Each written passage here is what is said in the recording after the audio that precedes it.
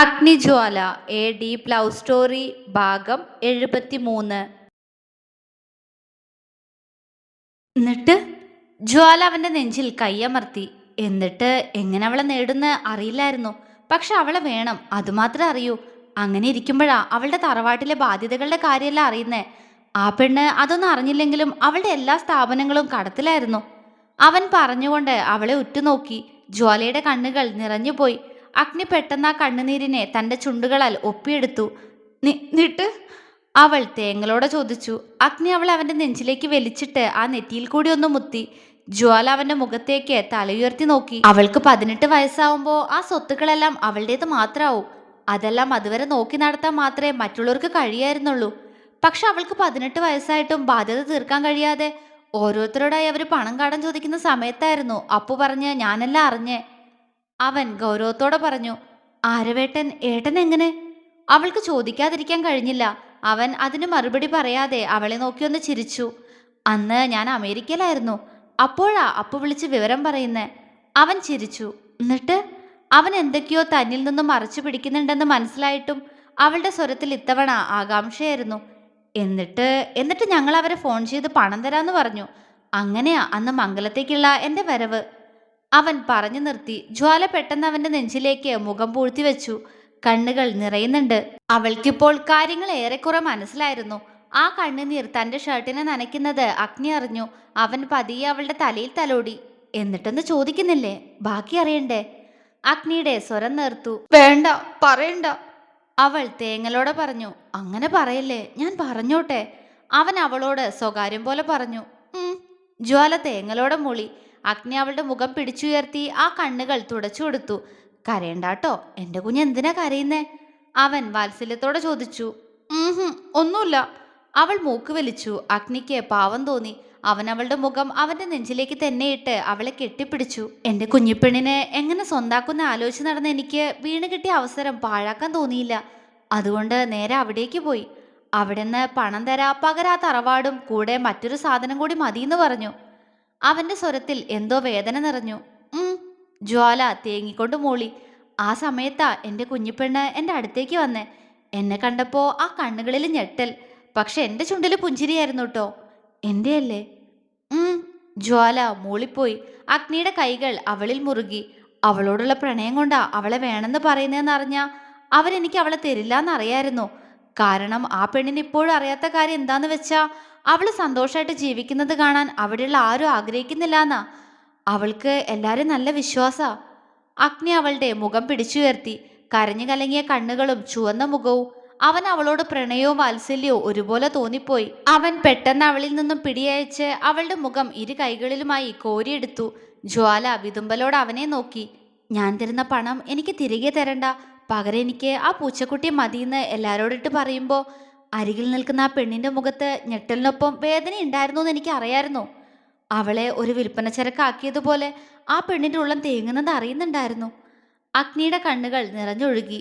അഗ്നി, അവൾ ഇടർച്ചയോടെ വിളിച്ചു. ഉള്ളിൽ അവളോടുള്ള അടങ്ങാത്ത പ്രണയം മറച്ചു വെച്ച് പുറമെ ഗൗരവം ഭാവിച്ചു ഞാൻ. ചെയ്യുന്നത് ശരിയോ തെറ്റോ എന്നൊന്നും ചിന്തിച്ചില്ല. എൻ്റെ പെണ്ണിനെ എനിക്ക് വേണമെന്ന് മാത്രമേ ഓർത്തുള്ളൂ. അവൾ കരഞ്ഞോണ്ട് അകത്തേക്ക് ഓടിപ്പോകുമ്പോൾ എൻ്റെ ഹൃദയം അവൾക്കൊപ്പം കരയുന്നുണ്ടായിരുന്നു. പക്ഷെ അത് പുറത്ത് കാണിച്ച അവളോടുള്ള സ്നേഹം എല്ലാവരും അറിഞ്ഞ കയ്യെത്തും ദൂരത്തൂന്ന് എനിക്ക് അവളെ നഷ്ടപ്പെടുമെന്ന് ഭയപ്പെട്ടു. അതുകൊണ്ട് മനസ്സിനെ കല്ലാക്കി. എൻ്റെ പെണ്ണിന്റെ വല്യമ്മ ചോദിച്ചു അതിനു മാത്രം എന്ത് മേന്മ അവൾക്കുള്ളതെന്ന്. അവളെ സ്നേഹിക്കാനുള്ള പ്രണയിക്കാനുള്ള യോഗ്യത എനിക്കുണ്ടോന്നാ ഞാനപ്പോൾ ആലോചിച്ച്. അവൻ അവളുടെ നിറഞ്ഞൊഴുകുന്ന കണ്ണുകളിൽ നിന്നും നോട്ടം മാറ്റാതെ പറഞ്ഞു. ജ്വാലയൊന്ന് തേങ്ങി. പക്ഷെ പറഞ്ഞു ഞാൻ അവളെ സ്നേഹിക്കാനല്ലാന്ന്. അതിനുള്ള മേന്മ അവൾക്കില്ലാന്ന്. പക്ഷെ അത് പറയുമ്പോൾ എനിക്കെൻ്റെ നെഞ്ച് പൊട്ടിപ്പോവും പോലെ വേദനിച്ചിരുന്നു.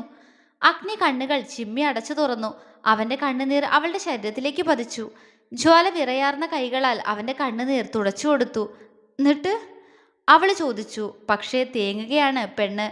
എന്നിട്ട് പണമെന്ന് കേട്ടപ്പോൾ അവരെനിക്ക് അവളെ തരാന്ന് പറഞ്ഞു. 5 കോടിക്ക് പകരം 6 കോടിന്ന് കേട്ടപ്പോൾ അവൾക്ക് ഏറ്റവും വിശ്വാസമുള്ള കിച്ചു പോലും സമ്മതിച്ചു. പക്ഷെ വീട്ടിൽ വന്ന് അമ്മയുടെ മടിയിൽ കിടന്ന് ഞാൻ ഒരുപാട് കരഞ്ഞു. അവളെ നേടാൻ വേണ്ടിയാണെങ്കിലും പറഞ്ഞുപോയ വാക്കുകള് എൻ്റെ കുഞ്ഞിനെ എത്രത്തോളം നോവിച്ചു കാണുന്നോർക്കവേ പിടഞ്ഞുപോയി. പക്ഷെ അവളെ സ്വന്താക്കാലോ, അതിലായിരുന്നു എൻ്റെ സന്തോഷം. അങ്ങനെ സ്വന്താക്കി ഞാൻ. ചുവന്ന പട്ടുസാരിയൊക്കെ കൊടുത്ത് എൻ്റെ മുന്നിലേക്ക് വന്ന എൻ്റെ കുഞ്ഞിപ്പെണ്ണിനെ ഞാനൊരു താലി കൊണ്ട് എൻ്റെ പാതിയാക്കി. എൻ്റെ പ്രണയം കൊണ്ട് തന്നെയാ ഞാൻ അവളെ സ്വന്താക്കിയേ. പക്ഷെ ആ കണ്ണുകളിൽ അപ്പോ എന്നോട് ദേഷ്യമായിരുന്നു. അവൻ പതിയെ പറഞ്ഞു, ആരായിരുന്നു ആ പെൺകുട്ടി? അവന്റെ വായിൽ നിന്നും ഇത്രയും നേരമായിട്ടും അവളുടെ പേര് വരാത്തതുകൊണ്ട് അത് കേൾക്കാനുള്ള കൊതിയോടെ അവൾ കണ്ണു നിറച്ചുകൊണ്ട് ചോദിച്ചു. അഗ്നിയുടെ പ്രാണന അവള്.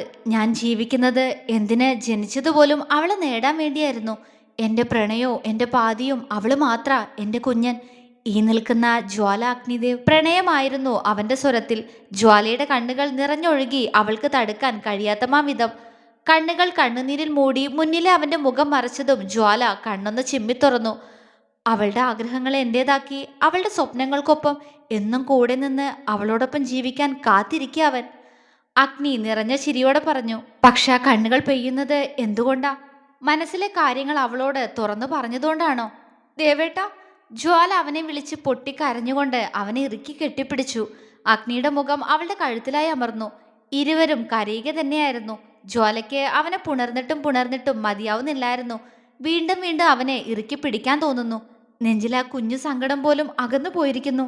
എന്റെ ദേവേട്ടൻ. അവളുടെ ഹൃദയം ഒഴിഞ്ഞു. അടുത്ത നിമിഷം ജ്വാല അവനിൽ നിന്നും അകലാൻ ശ്രമിച്ചു. അഗ്നി അവളുടെ മുഖത്തേക്ക് നോക്കി. അതേ നിമിഷം തന്നെ ജ്വാല കാലിൽ കുത്തിയുയർന്ന് അവന്റെ ചുണ്ടുകളെ കവർന്നെടുത്തു കഴിഞ്ഞിരുന്നു. അഗ്നി ഒന്ന് ഞെട്ടിയെങ്കിലും പതിയെ അവന്റെ കണ്ണുകൾ അടഞ്ഞുപോയി. ജ്വാല പതിയെ അവന്റെ ചുണ്ടുകളെ കടിച്ചെടുത്ത് നുണഞ്ഞു. അവൾക്ക് അറിയുന്നില്ല, പക്ഷേ ഇടയ്ക്കിടയ്ക്ക് വായിൽ നിന്ന് ചുണ്ട് പുറത്തു പോകുന്നു. എങ്കിലും അവളുടെ ഇഷ്ടം കൊണ്ടാണ്. അറിയുന്നത് പോലെ ചുംബിച്ചവൾ.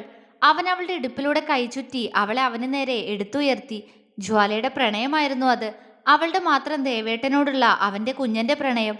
ഏറെ നേരം നിറയുന്ന കണ്ണോടെ അവൾ അവന്റെ ചുണ്ടുകളെ നുണയുമ്പോഴും അഗ്നി അവളെ തിരികെ ചുംബിച്ചില്ല. പക്ഷെ നെഞ്ചിൽ വല്ലാത്തൊരു പിടപ്പ്. അവൻ കണ്ണുകൾ അടച്ച ചുംബനം സ്വീകരിച്ചു.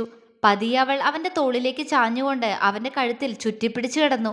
കിതച്ചുകൊണ്ട് അഗ്നി കണ്ണുകൾ തുറന്നു. ചുണ്ടിൽ ചിരി വിരിഞ്ഞു. അവൻ അതേ ചിരിയോടെ അവൾ അങ്ങനെ തന്നെ എടുത്തുകൊണ്ട് റൂമിലേക്ക് നടന്നു. ബെഡിൽ അവളുമായി വന്നിരുന്നു അഗ്നി. അവള് പതിയെ അവന്റെ നെഞ്ചിലേക്ക് ചാഞ്ഞു. അഗ്നി അവളുടെ തലയിൽ തഴുകി. ഇപ്പൊ എന്റെ കുഞ്ഞന്റെ ഉള്ളിലെ സങ്കടമൊക്കെ തീർന്നോ?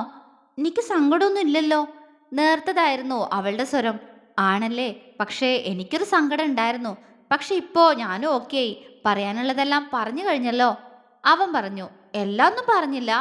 ജ്വാല പറഞ്ഞതും അഗ്നി നെറ്റി ചുളിച്ചുകൊണ്ട് അവളുടെ മുഖത്തേക്ക് നോക്കി. അവൾ നിവർന്നിരുന്നു. അഗ്നി അവളെ സംശയത്തോടെ നോക്കി. അത് ദേവേട്ടനിപ്പോ പറഞ്ഞത് എന്നെ കണ്ട് ഇഷ്ടായതുകൊണ്ടാ ഇങ്ങനെയൊക്കെ ചെയ്ത് കല്യാണം നടത്തിയതെന്നല്ലേ? അതെ, അതിനെന്താടാ? അവൻ ചോദിച്ചു. അതിന് ദേവേട്ടനെ ആദ്യമായിട്ട് കാണുന്നത് അന്നാ രാത്രിയിലല്ലേ? മഴയൊക്കെ പെയ്ത് എന്നെ കാറിൽ കയറ്റിയില്ലേ? തല തുവർത്തി തന്നില്ലേ? അന്ന്. അങ്ങനെ ഒറ്റ തവണ കാണുമ്പോഴേക്കും എങ്ങനെയാ പ്രണയം തോന്നുക? ആ ആളെ തന്നെ വേണമെന്നൊക്കെ അങ്ങനെയൊക്കെ തോന്നുവോ? വിറയാർന്ന സ്വരത്തിലെങ്കിലും അവൾ അവനോട് കാര്യമായിട്ട് തന്നെ ചോദിച്ചു. അഗ്നിയൊന്ന് പുഞ്ചിരിച്ചു. അതിന് ഞാൻ എൻ്റെ കുഞ്ഞു പെണ്ണിനെ ആ രാത്രിയിൽ ആദ്യമായിട്ട് കാണുന്നതെന്ന് ആരു പറഞ്ഞു? അവൻ പുരികമുയർത്തി. ജ്വാല അവനെ മിഴിച്ചു നോക്കി. പിന്നെ പിന്നെ എപ്പോഴാ? അവള് വെപ്രാളത്തോടെ ചോദിച്ചു. അഗ്നി ചിരിയോടെ അവളെ നോക്കിയിരുന്നതല്ലാതെ ഒന്നും മിണ്ടിയില്ല. ദേവേട്ട പറ, അന്നല്ലെങ്കിൽ പിന്നെ എന്നാ കണ്ടേ? അവള് വീണ്ടും ചോദിച്ചു. അതൊന്നും പറയാൻ പറ്റില്ല. കണ്ടു, ഇഷ്ടായി. അതുകൊണ്ടിപ്പോ ഇതാ ഞാൻ കിട്ടിയ താലി അണിഞ്ഞോണ്ട് എന്റെ ഭാര്യയായിട്ട് എന്റെ മടിയിലിരിക്കുന്നുണ്ടല്ലോ എന്റെ പെണ്ണ്. അവൻ അവളുടെ കവിളി തലോടി. ജ്വാല അവനെ അത്ഭുതത്തോടെ നോക്കി. ദേവേട്ടനത് എന്തൊക്കെ എന്റെ കണ്ണ പറയണേ? ഇന്നന്ന് രാത്രിയിലല്ല ആദ്യമായിട്ട് കാണുന്നതെന്ന്. പിന്നെ എവിടെന്നാണാവോ? അവൾ ആകാംക്ഷയോടെ അവനെ നോക്കി. പറ ദേവേട്ട, പിന്നെ എന്നെ എവിടെന്നാ കണ്ടേ? പറയില്ല എന്റെ കുഞ്ഞാ. അവൻ അവളുടെ മൂക്കിൽ തട്ടി. പോ, ഈ ദേവേട്ടനെ പറ്റിക്കുക. അവൾ മുഖം വീർപ്പിച്ചു. ദേവേട്ട പറ. വീണ്ടും അവന്റെ ഹൃദയതാളം കേട്ടുകൊണ്ട് അവള് ചോദിച്ചു. അവൻ മിണ്ടിയില്ല. ദേവേട്ട. ജ്വാല വീണ്ടും വിളിച്ചു. ദേവേട്ടനല്ലടി പൂച്ചക്കുട്ടി, അഗ്നി. അവൻ അവളെ കളിയാക്കിക്കൊണ്ട് പറഞ്ഞു. അല്ല ദേവേട്ടനാ. ഞാനിനി അങ്ങനെ മാത്രം വിളിച്ചോട്ടെ? അവളുടെ സ്വരം പെട്ടെന്ന് ആർദ്രമായി. അവൻ അവളുടെ കണ്ണുകളിലേക്ക് നോക്കി. അവളുടെ കണ്ണുകളിൽ അലയടിക്കുന്ന തന്നോടുള്ള പ്രണയത്തിലേക്ക് അവൻ കൊതിയോടെ നോക്കുമ്പോഴേക്കും ജ്വാല പിടച്ചിലോടെ അവനിൽ നിന്നും നോട്ടം മാറ്റിയിരുന്നു. അത് കണ്ട് അഗ്നി അവളുടെ കവിളിലേക്ക് അവൻ്റെ ഒരു കൈ ചേർത്ത് വെച്ചു. അപ്പോഴും ജ്വാല അവനെ നോക്കിയില്ല. അങ്ങനെ വിളിക്കാൻ തോന്നുന്നു നിനക്ക്? അവൻ ചോദിച്ചു. അവൾ മൂളി. അതെന്തുകൊണ്ടാ അങ്ങനെ? അവളുടെ മുഖത്തെ നാണം കണ്ടിട്ടും അവൻ ചോദിച്ചു. അറിയില്ല, അങ്ങനെ വിളിക്കാൻ തോന്നുന്നു. അവളിൽ പതർച്ച. പ്രണയാണോ കുഞ്ഞാഗ്നിയോട്? അവൻ ചോദിച്ചതും പിടച്ചിലോടെ അവന്റെ മുഖത്തേക്ക് നോക്കിപ്പോയി ജ്വാല. പക്ഷെ ആ കണ്ണുകളുടെ നോട്ടത്തിൽ തളർന്നു പോന്നു. അറിയില്ല. വിറയലോടെ അവള് മറുപടി പറഞ്ഞു. അഗ്നി അവളെ പ്രണയത്തോടെ നോക്കി. അറിയില്ലേ? ഉഹും, ഇല്ല. അവളിൽ ചിരി. അത് കണ്ടപ്പോ അഗ്നിക്കും ചിരി വന്നുപോയി. ദേവേട്ട പറ, നല്ല കുട്ടിയല്ലേ? അവൾ അവന്റെ താടിയിൽ പിടിച്ച് കൊഞ്ചിച്ച് വിഷയം മാറ്റി. അല്ലല്ലോ, ഞാൻ ചീത്ത കുട്ടിയാ. എന്റെ ചീത്ത സ്വഭാവം എന്റെ കുഞ്ഞിന് അറിയാത്തോണ്ടാ. അവൻ അവളെ ആകെ മൊത്തം ഒന്ന് ഒഴിഞ്ഞു നോക്കി. അത് കണ്ടപ്പോ അവൾ അവനെ കൂർപ്പിച്ചു നോക്കി. തുടരും.